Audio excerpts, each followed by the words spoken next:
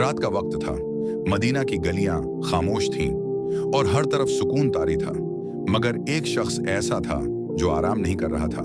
वो थे अमीर अल मोमिनीन हजरत उमर बिन खताब रजी अल्लाह अन्हा, एक ऐसे हुक्मरान जो दिन में खिलाफत के मामलात संभालते थे और रात को अपनी रियाया का हाल जानने के लिए निकल पड़ते थे।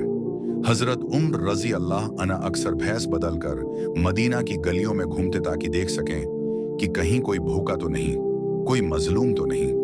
एक रात वो मदीना से बाहर निकले तो उन्हें दौर एक खीमा नजर आया और उस खीमे से बच्चों के रोने की आवाजें आ रही थीं।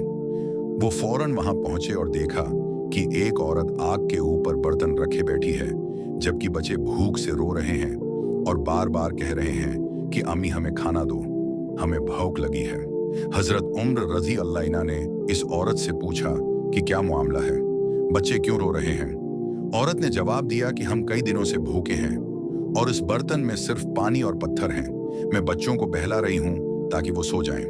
ये सुनकर हजरत उम्र रजी अल्लाह अन्हा का दिल कांप उठा। उन्होंने पूछा कि तुम अमीर उल मोमिनीन के पास क्यों नहीं गई।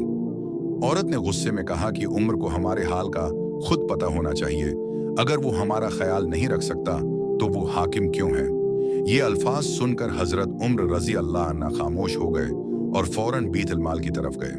खुद अपने कुंधे पर आटे की बोरी उठाई और साथ में घी और खजूरें भी लें। एक सहाबी ने अर्ज किया कि या अमीर अल मोमिनीन, ये बोझ में उठा लेता हूँ। मगर हजरत उम्र रजी अल्लाह अन्हा ने फरमाया किया, क़यामत के दिन भी तुम मेरा बोझ उठाओगे।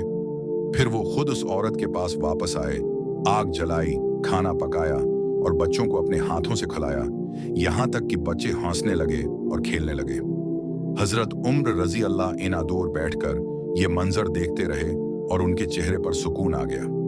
ये थे हजरत उम्र रजी अल्लाह अन्हा, एक ऐसे हुक्मरान जो अपनी राया के लिए रातों को जागते थे। ये वाकया हमें सिखाता है कि अगर हम किसी जिम्मेदारी पर हैं तो हमें जवाबदेह होना होगा।